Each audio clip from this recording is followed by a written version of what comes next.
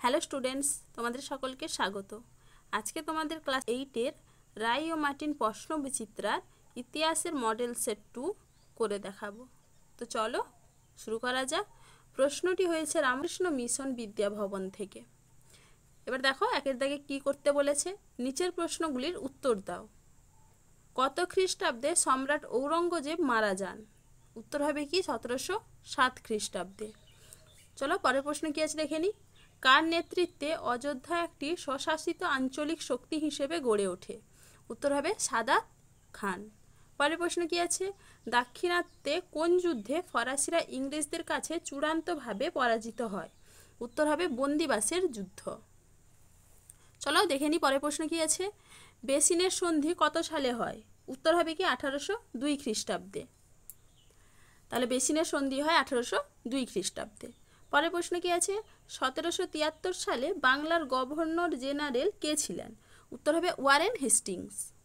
পরের প্রশ্ন কি আছে। কলকাতার সুপ্রিম কোর্টের প্রথম প্রধান বিচারপতি কে ছিলেন? উত্তর হবে এলিজা ইম্পে। পরের প্রশ্ন কি আছে। কার নেতৃত্বে সংস্কৃত কলেজে পঠন পাঠন শুরু হয়? উত্তর হবে কি দেখো এখানে আমি উত্তরটা লিখে দিয়েছি, হেম্যান হোরাস উইলসন। কি হবে? Hayman Horace Wilson. পরের প্রশ্ন কি আছে চলো দেখে নিই। A grammar of the Bengal language গ্রন্থটি কার রচনা?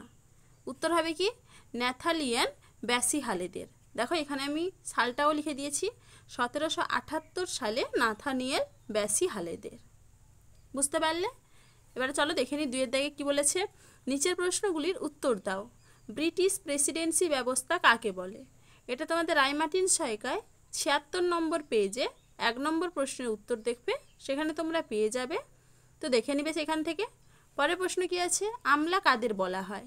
দেখো স্টুডেন্টস আমি এখানে উত্তরটা এখানে নিচে লিখে দিয়েছি, তোমরা একটু দেখে নাও। সরকারের প্রশাসনিক কাজে নিযুক্ত স্থায়ী কর্মীদের আমলা বলে।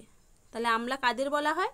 সরকারের প্রশাসনিক কাজে নিযুক্ত স্থায়ী কর্মীদের আমলা বলে। বুঝতে পারলে? এবারে পরের প্রশ্ন দেখো। চুঁইয়ে পড়া নীতি বলতে কি বোঝায়? এটা তোমাদের রায় মার্টিন সহায়িকায় 84 নম্বর পেজে 50 নম্বর প্রশ্নের উত্তর দেখবে, সেখানে তোমরা পেয়ে যাবে। তো দেখে নিবে সেখান থেকে। চলো দেখে নিই পরের প্রশ্ন কি আছে। প্রদত্ত প্রশ্নগুলির উত্তর দাও। ফারুকসিয়রের ফরমানের গুরুত্ব কি? এটা তোমাদের রায় মার্টিন সহায়িকায় 36 নম্বর পেজে 26 নম্বর প্রশ্নের উত্তর দেখবে, সেখানে তোমরা পেয়ে যাবে। পরের প্রশ্ন কি আছে। দ্বৈত শাসন ব্যবস্থা বলতে কি বোঝো?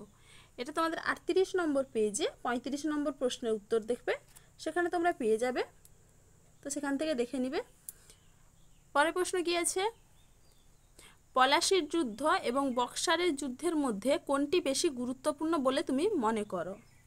তোমার উত্তরের সাপেক্ষে যুক্তি দাও। এটা তোমাদের রায় মার্টিন সহায়িকায় 22 নম্বর পেজে 15 নম্বর প্রশ্নের উত্তর দেখবে, সেখানে তোমরা পেয়ে যাবে। তো দেখো স্টুডেন্টস কত নম্বর পেজে কত নম্বর প্রশ্নের উত্তর সেটা আমি লিখে দিয়েছি, তোমরা একটু দেখে নাও। চলো আজকে এইটুকুই, দেখা হচ্ছে পরের ভিডিওতে।